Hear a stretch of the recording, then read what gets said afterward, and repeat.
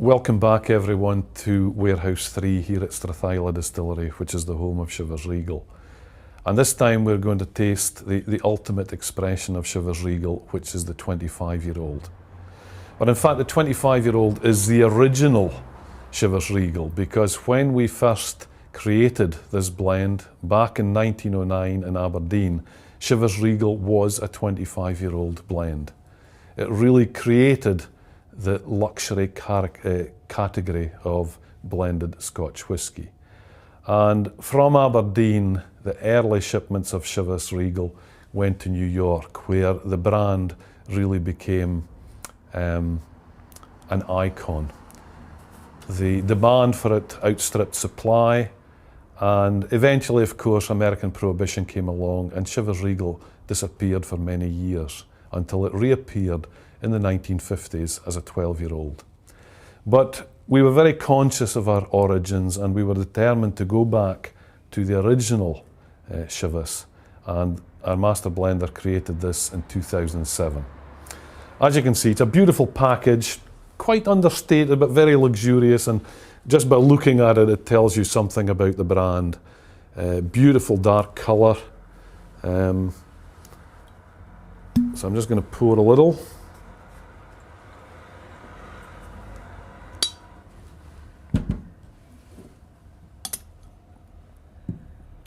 And this is a whisky which is available in very limited amounts. Obviously at this age we have limited inventories, so some years there will be more Chivas 25 available than others, but you have to look a little bit for this one. So let's take a look at the Chivas 25. Wonderful deep colour, crystal clear, which it should be. And again, those angel's tears just beginning to form on the side of the glass when we let it settle. Now on the nose, very little oakiness, and this is a tribute to good cask selection. Because when you're going to mature a whisky for a long time, 25 years, you don't select the first fill cask because that's going to impart far too much woodiness to the whisky.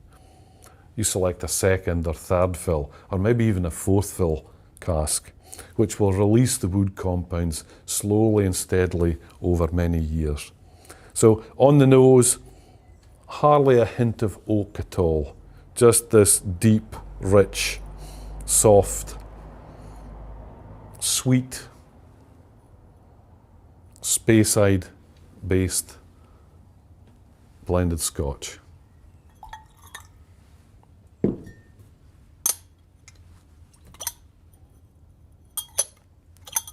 Even sweeter with a drop of water in it, and barely a hint of oak at all. And there is a little bit of oak, but that just gives it a perfect counterbalance to the natural sweetness of the whisky. But the vitality of the whisky hasn't been harmed by too much oak. It's rich. Hints of marzipan, almonds, and a lovely soft creaminess. Yeah, lovely.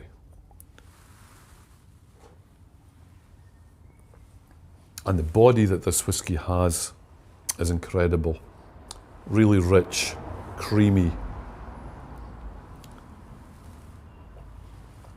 Creamy orange, fondant orange.